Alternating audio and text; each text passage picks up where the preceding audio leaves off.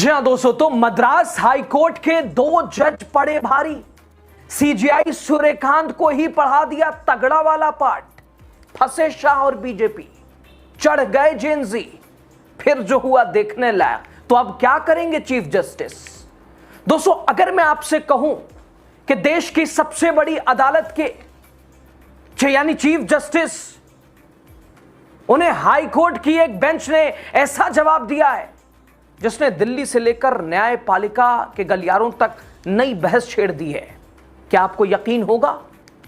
दोस्तों, जिस दौर में न्यायपालिका पर सवाल उठाने वालों को कटघरे में खड़ा कर दिया जाता है, जिन्हें कॉकरोच कह दिया जाता है, जिस दौर में आलोचना को संस्थाओं पर हमला बताया जाता हो, उसी दौर में मद्रास हाईकोर्ट के दो जजों ने अदालत में ऐसी टिप्पणियां कर दी जिन्हें सुनकर सत्ता के गलियारों में भी बेचैनी बढ़ गई होगी। यानी फंसे शाह साहब और बीजेपी, मोदी सरकार, चढ़ गए जेनजी। तो क्या करेंगे चीफ जस्टिस?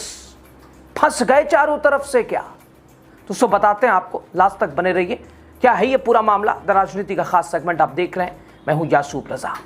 दोस्तों, सुप्रीम कोर्ट के चीफ जस्टिस सूर्यकांत को मद्रास हाई कोर्ट के इन दो जजों की बेंच ने बहुत ही तगड़ा कायदे से पाठ पढ़ा दिया है, बता दिया है।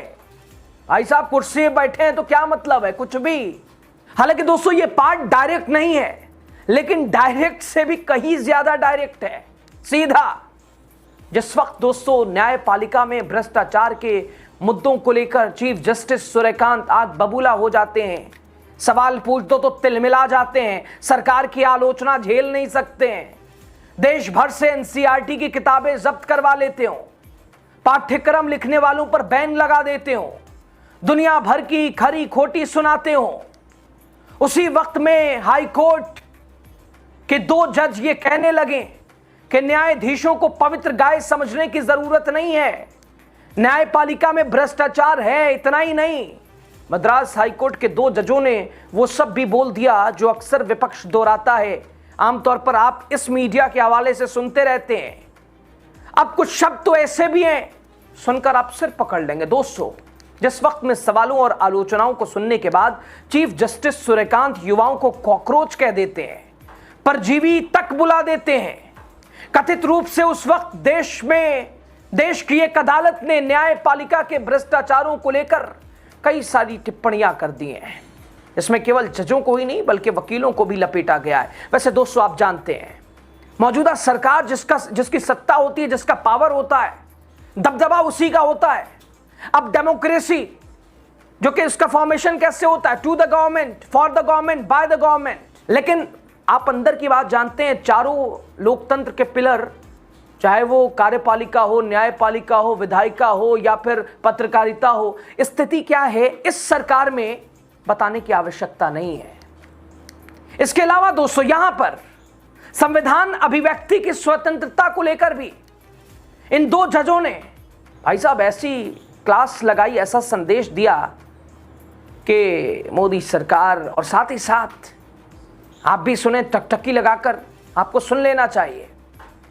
वैसे दोस्तों, हम सबको यह प्रयास करना चाहिए कि आने वाली पीढ़ी को हमारी संस्थाएं दागदार ना मिले, साफ सुथरी भरोसेमंद सरकार और संस्था हम दे पाए उन्हें।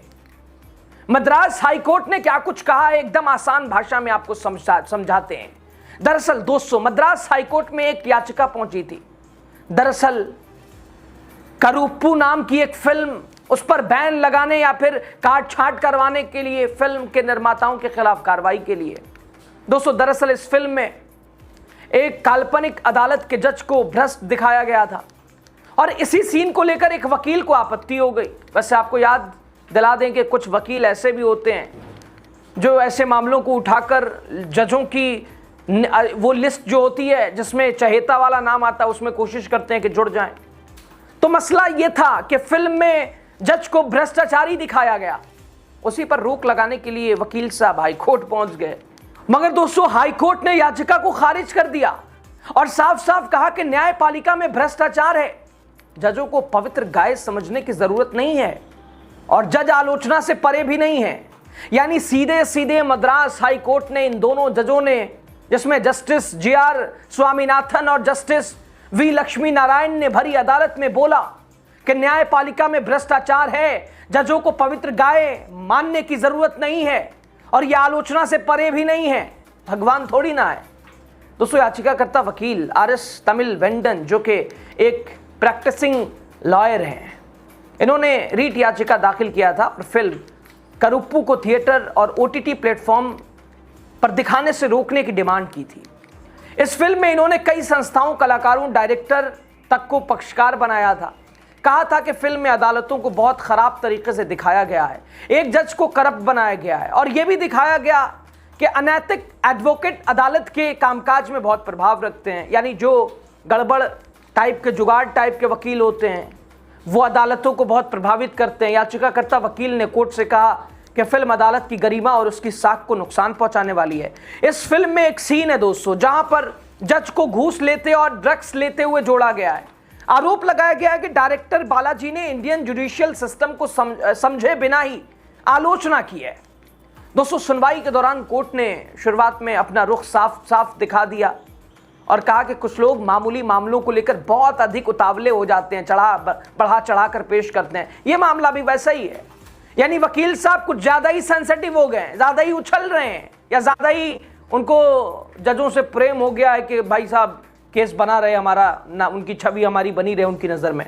दोस्तों, साथ ही कोर्ट ने एक सवाल भी तय किया कि क्या फिल्म में अदालत या जज को करप्ट दिखाने के कारण उस फिल्म की स्क्रीनिंग को रोकने का निर्देश अदालत दे सकती है।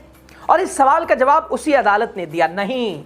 यानी ऐसे समझिए कि कल को फिल्म में अधिकारियों को भ्रष्टाचारी दिखाया जाए, कोई अधिकारी फिल्म रुकवाने चला जाए, नेताओं को भ्रष्टाचारी दिखाया जाए, वो नेता फिल्म रुकवाने चला जाए, इस हिसाब से तो कोई फिल्म बनी नहीं पाएगी, क्योंकि भ्रष्टाचार तो इस समाज का हिस्सा है, ना किसी दूसरे गोले से तो टपकता नहीं है। और फिर जब समाज के हर वर्ग को भ्रष्टाचारी दिखाया जा सकता है, तो फिर न्यायपालिका या फिर वहां बैठे जज भगवान थोड़ी ना है। दोस्तों, इसलिए मद्रास हाई कोर्ट को कहना पड़ा कि न्यायपालिका में भ्रष्टाचार है, जज सवालों से परे नहीं है। कोर्ट ने साफ साफ कहा कि हम इस बात से इनकार नहीं कर सकते कि न्यायपालिका में करप्शन है। कोर्ट ने कहा भ्रष्टाचारी जज भी थे और आज भी हैं, कल भी थे, कल भी रहेंगे। दोस्तों, इसके अलावा कोर्ट ने यह भी कहा कि न्यायपालिका के कामकाज पर आलोचना लोकतंत्र में बहुत जरूरी है। इस आलोचना से इंप्रूवमेंट होता है, सुधार होता है यानी। और जुडिशरी किसी भी रूप से आलोचना से परे नहीं है, जज भी आलोचना से परे नहीं है। अदालतों और जजों को मजबूत होना चाहिए, छुई मुई नहीं होना चाहिए।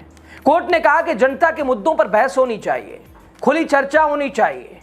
दोस्तों, अब आप कहेंगे कि इसमें चीफ जस्टिस सूर्यकांत को कैसे पाठ पढ़ाया गया, तो जरा वो भी समझ लीजिए आप जल्दी से। आपको याद होगा हाल ही में NCERT की कक्षा 8वीं की पुस्तक में देश के तमाम संस्थानों में भ्रष्टाचार के मुद्दों पर कुछ पाठ्यक्रम जोड़े गए।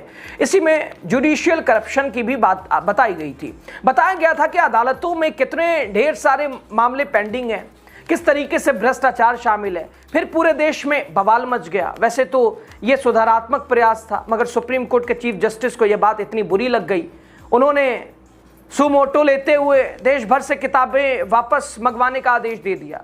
जिन लोगों ने ये सिलेबस जोड़ा था वो काफ़ी विद्वान लोग थे, अगर देसी भाषा में कहें तो उन्हें प्रचंड विद्वान कहा जा सकता है। उन पर बैन लगा दिया गया। चीफ जस्टिस ने आदेश दिया कि इनको किसी भी सरकारी काम में ना लगाया जाए। हालांकि हाल फिलहाल में इस तरह का बैन हटा भी दिया गया है। आरोप यह भी लगा कि चीफ जस्टिस ने पूरी किताब को देखा तक नहीं और कुछ बड़े बड़े वकीलों ने आधी अधूरी बात चीफ जस्टिस के सामने रख दिया और सिर्फ इस तरह से दर्शाया गया कि जुडिशरी को ही निशाना बनाया गया है। तो चीफ जस्टिस ने कहीं ना कहीं लोगों को डरा के आलोचनाओं को रोकने का प्रयास किया, मगर मद्रास हाईकोर्ट ने साफ साफ कहा अगर आप जबरदस्ती दबाने का प्रयास करेंगे तो संदेह पैदा होगा। डरा के सम्मान नहीं बढ़ाया जा सकता। इसी तरह हाल ही में फिलहाल आपने देखा मीडिया या सोशल मीडिया या फिर एक्टिविस्ट जो कि लोकतंत्र और संविधान के प्रति अपनी जिम्मेदारी निभाते हैं, उनके सवालों, उनकी आलोचनाओं को चीफ जस्टिस ने हमले का नाम दे दिया। कहने लगे कि समाज में पहले से ही ऐसे परजीवी और कॉकरोच टाइप के लोग मौजूद हैं। बवाल मचा, कॉकरोच पार्टी खड़ी हो गई। आप देख रहे हैं 22 मिलियन से ज्यादा फॉलोअर हो गए हैं। सरकार के लिए नाक में दम हो गया है। एक तरह से सरकार की आलोचना जमकर हो रही है। मोदी सरकार हर मोर्चे पर घिरी है, सड़कों पे कॉकरोच हैं। CGI का ही दिया हुआ है। उन्होंने कहा बेरोजगार जो है वो कॉकरोच। उन्होंने आगे कहा कि ये लोग अपने प्रोफेशन में कुछ कर नहीं पाते, बेरोजगार रहते हैं, तो कोई सोशल मीडिया पे चला जाता है, कोई मीडिया में चला जाता है, कोई आरटीआई एक्टिविस्ट बन जाता है, फिर संस्थाओं पर हमला करने लगते हैं। बताइए, यानी हम जैसे तमाम लोग, हम भी, आप भी, या आप पत्रकारिता अगर ऐसे आज़ादी से कर, मेन स्ट्रीम की तो बात ही मत कीजिए, मट्टी पलीत हो गई है, कुछ कह ही नहीं सकते, सवाल पूछने की तो हिम्मत ही नहीं बची है। ये जो डिजिटल पत्रकार हैं, गिने चुने बेचारे, इन्हें भी उन्होंने कह दिया वैसे ही, यानी हम सब शामिल हैं। यानी हम जैसे तमाम लोग जो अपनी न्यायपालिका को साफ सुथरा और बेदाग बनाना चाहते हैं, उन्हें चीफ जस्टिस ने कहीं ना कहीं कथित रूप से कॉकरोच का नाम दिया, परजीवी का नाम दिया। अब आप बताइए कि यह हमारे माननीय चीफ जस्टिस सूर्यकांत के लिए बढ़िया पाठ है कि नहीं है? वैसे दोस्तों, अभी एसआईआर आपने देखा ना, फैसला आया सुप्रीम कोर्ट से, सुना होगा। कोर्ट की ओर से कहा गया कि एसआईआर की प्रक्रिया में कोई खामी नहीं है। चुनाव आयोग ने अपनी शक्तियों का इस्तेमाल किया है, प्रक्रिया को गैर संवैधानिक करार नहीं दे सकते। भाई, चिंता तो असली ये है कि जिस प्रक्रिया ने करोड़ों लोगों के वोटिंग अधिकार पर सवाल खड़े कर दिए, उसी पर अदालत ने चुनाव आयोग को खुली छूट दे दी। मीडिया इसे सामान खबर बता रहा है, लेकिन इसका असर आने वाले हर चुनाव, हर नागरिक पर। आपने देखा था ना कि जो मरे हैं, चलिए वो ठीक है, होना चाहिए, सूची अच्छी होनी चाहिए, लेकिन जो मृत हैं उनको, जो जब गुजर चुके हैं, शिफ्टेड वोटर हैं, उनका एसआईआर में तो उनके लिए, लेकिन जो जिंदा है, आपने एक दो नहीं कई उदाहरण देखे हैं, जिंदा, उनका नाम कट गया, वोटर खड़ा है, पता चला मर गया वो, इसको भी वैध का कोई दिक्कत नहीं है इस पर। खैर दोस्तों, एक तरफ सवाल, आलोचना और जुडिशरी में भ्रष्टाचार की चर्चा की, तो चीफ जस्टिस न्यायपालिका पर हमला मानते हैं, लोगों को डराने का प्रयास करते हैं, निपटने की बात करते हैं, किसी पर बैन लगा देते हैं, पूरी किताब उठवा लेते हैं, तो किसी को कथित रूप से कॉकरोच बुला देते हैं। हालांकि बाद में सफाई भी उन्होंने दिया, फर्जी डिग्री वाले वकीलों को कहा था। दूसरी तरफ मद्रास हाईकोर्ट के इन दोनों जजों ने कहा कि जज पवित्र गाय नहीं है, कुछ जज काले भेड़ भी हैं, और तो और जज तथा वकील मिलकर भ्रष्टाचार करते हैं, अकेले जज भी नहीं कर सकता। तो मिला जुलाकर संदेश डायरेक्टली नहीं, इनडायरेक्टली साहब तक पहुंच गया है कि भगवान थोड़ी नहीं है आप। अब इस पर क्या कहेंगे आप? आपकी राय इंतजार रहेगा, बताइएगा जरूर। बहुत शुक्रिया।